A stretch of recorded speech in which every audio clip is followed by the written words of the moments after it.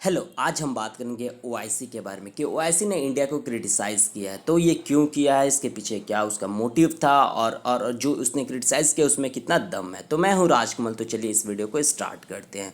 तो ओआईसी ने यहाँ पर अपने ट्विटर हैंडल से एक ट्वीट किया कि ओआईसी जो है वो इंडिया में जो मुस्लिम कम्युनिटी है उसके ऊपर जो वायलेंस हुआ है, प्रोसिक्यूशन उसको किया जाएगा। सिस्टमेटिक प्रोसिक्यूशन बहुत स्ट्रांग वर्ड है। जो असम में किया गया है वो बिल्कुल भी अच्छा नहीं है, और वहाँ पर जो भी लोगों को मारा गया, घर से भगाया गया, वो बिल्कुल भी अच्छा नहीं है। और उसने एक और भी ट्वीट किया है कि OIC general secretariat called on the Indian government to protect Muslim minority and respect all the religious and social fundamental freedoms. Means उसने भारत सरकार को सलाह दे रहा है कि आप जो मुस्लिम माइनॉरिटी है उनको उनको सम्मान दीजिए, उनके रिलीजियस फ्रीडम को आप स्वीकार कीजिए, और उनसे जो भी प्रॉब्लम है वो आप डायलॉग बातचीत के द्वारा सुलझाइए। तो खैर ये ओवैसी बोल रहा है, जिसके ज़्यादातर जो 50+ जो मेंबर्स हैं वो एक मुस्लिम मेजॉरिटी कंट्री है, और उनका जो एक स्टेट रिलीजन है वो एक इस्लाम है, और वो बिल्कुल भी बर्दाश्त नहीं करते अपने माइनॉरिटीज़ पर उनका बहुत ही ऐतिहासिक रूप से, मतलब उनकी बहुत तरीके से रही है कि वो अत्याचार करते आए अपनी माइनॉरिटीज़ पर, चाहे वो क्रिश्चियंस हो, हिंदूज़ हो,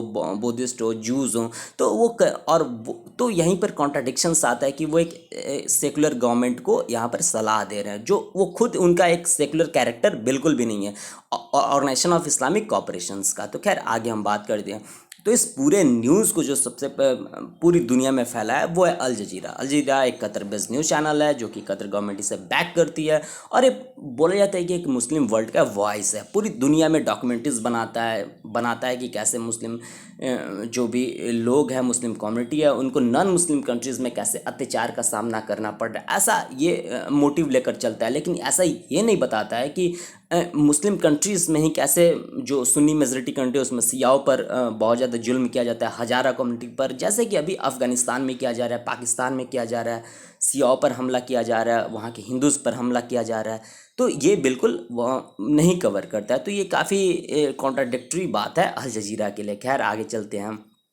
तो गवर्नमेंट ऑफ इंडिया ये बात कैसे सुन लेती और वो सह जाती कि यहाँ पर ओआईसी जो जिसकी कोई रेलिवेंस नहीं है, वो ईयू की तरह बिल्कुल भी एक स्ट्रांग इंस्टीट्यूशन बिल्कुल भी नहीं है, क्योंकि सब बटे हुए हैं। जैसे ईरान, इराक बटा हुआ है, फिर से आपको सऊदी अरेबिया देखेंगे, फिर से टर्की देखेंगे, पाकिस्तान देखेंगे, मलेशिया देखेंगे, इंडोनेशिया देखेंगे, जो एक स्ट्रांग कंट्री है ओआईसी की मेंबर्स। तो उनका अपना अपना स्टांस रहता है हर एक मुद्दे पर। तो यहाँ पर गवर्नमेंट ऑफ इंडिया बिल्कुल भी ये बर्दाश्त नहीं कर पाया, और बिल्कुल भी बोला कि ओआईसी को अपने काम से काम रखना चाहिए, और भारत के इंटर मैटर में बिल्कुल भी दखलंदाजी नहीं करना चाहिए, और एक वेस्टेड इंटरेस्ट के पीछे नहीं पड़ना चाहिए।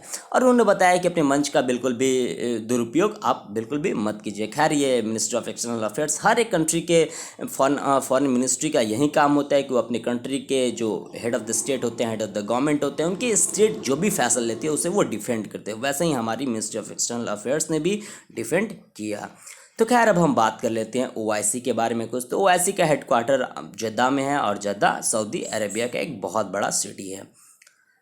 तो फिर से ऑफिशियल लैंग्वेजेस का बात कर ले तो अरबिक है, इंग्लिश है, क्योंकि ये पूरी दुनिया से अगर अपना कनेक्शन चाहते हैं तो इनको इंग्लिश बोलना आना चाहिए। और फ्रेंच इसलिए क्योंकि जो भी अफ्रीकन कंट्रीज़ है तो वो पहले फ्रांस के गुलाम थे, गुलाम मतलब उनको कब्जा किया हुआ था फ्रांस ने। तो उनका उनका जो स्टेट एज अ लैंग्वेज बोल सकते हैं वो फ्रेंच है।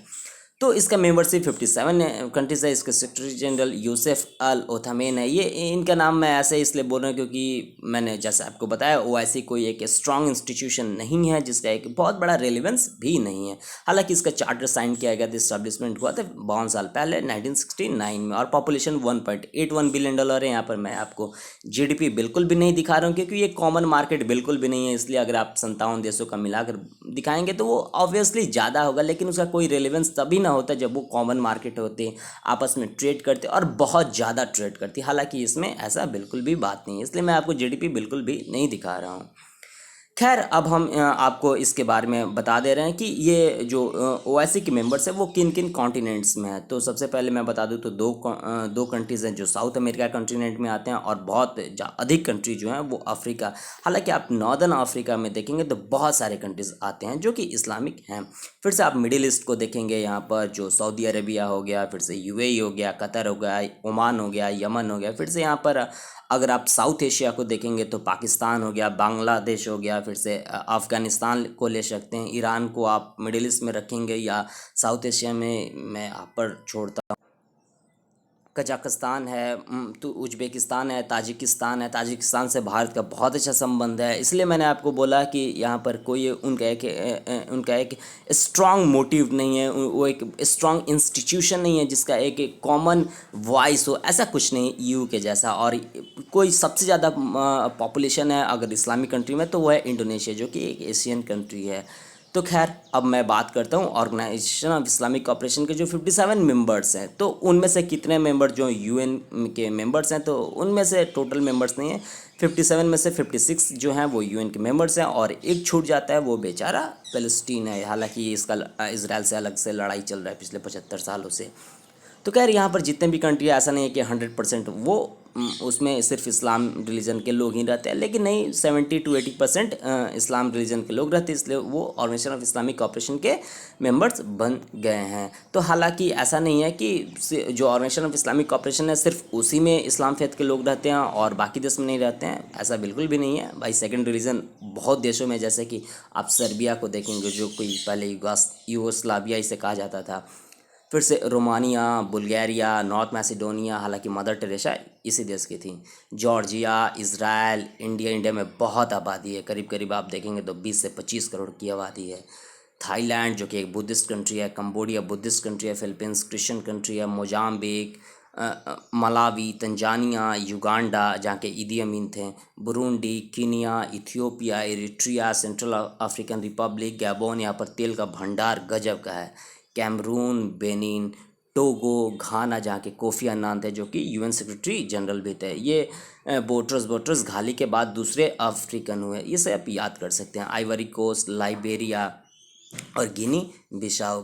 और मैं आपको इस बात की भी ध्यान केंद्रित कराना चाहता हूँ कि ओआईसी जो अपने आप एक कॉन्ट्राडिक्शंस इसमें भरा पड़ा है, जैसे कि इसके जो भी मेंबर स्टेट्स है, जैसे पाकिस्तान है, बांग्लादेश है, फिर से टर्की को आप देखेंगे, फिर से सऊदी अरेबिया को देखेंगे, तो ये अपनी जो माइनॉरिटीज़ हैं उन पर ये गजब का जुल्म ढाते हैं। जैसे कि आप पाकिस्तान का नाम ले, बांग्लादेश का नाम ले, तो ये 1947 के बाद से वहाँ के जो माइनॉरिटी कम्युनिटी है, जैसे हिंदूज़ हैं, क्रिश्चियंस हैं, उन पर उनको इतनी क्लिनजिंग करते आ रहे हैं। उनकी जो पॉपुलेशन है वो घट रही है, जैसे कि उनकी देश की पॉपुलेशन जैसे कि अगर पाकिस्तान का आबादी ले 1947 में तो 3 करोड़ था, आज वो बढ़कर हो चुका है आपको 22 करोड़। लेकिन जो कि हिंदू पॉपुलेशन था वो बहुत ही घट चुका है, या तो उनको कन्वर्ट करा दिया गया है मुस्लिम फेथ में ज़बरदस्ती। हालांकि आप न्यूज़ में देखते भी हैं उनकी जो टेम्पल्स हैं वो ढा दी जाती है, गिरा दी जाती है, रोज़ गिराई जाती है। हालांकि बहुत ही कम न्यूज़ में आ पाता है क्योंकि वहाँ पर आर्मी है, तो आर्मी बहुत ज़्यादा कंट्रोल करती है अपनी मीडिया को।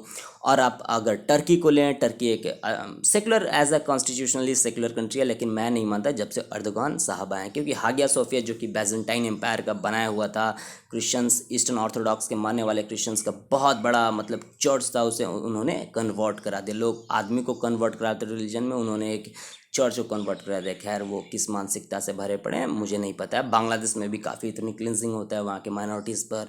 फिर से आप जो इस्लामिक कंट्री हैं, जैसे कि सुन्नी डोमिनेटेड कंट्री है, जैसे सऊदी अरेबिया उसमें सियाओं पर होता है, जो कि ईरान जो है सिया कंट्री है उसमें सुन्नियों पर होता है। पाकिस्तान जो है वो एक इस्लामिक कंट्री है, वो नहीं सिया है नहीं सुन्नी है, लेकिन सुन्नी मेजॉरिटी पर हैं तो सिया लोगों पर होता है। अफ़गानिस्तान अभी आप देख सकते हैं, तो अफ़गानिस्तान में जो माइनॉरिटीज़ है जैसे ताजिक हैं, हजारा हैं, सिया है, उसको बुरी तरीके से मारा जा रहा है। तो खैर ये कॉन्ट्राडिक्टरी से भरा पड़ा है ओआईसी, इसलिए इसकी कोई औकात नहीं है बोलने की, इसलिए इसकी बात बिल्कुल भी नहीं सुनी जाती और गवर्नमेंट ऑफ इंडिया ने इसे बिल्कुल भी सीरियसली नहीं लिया होगा मेरे हिसाब से।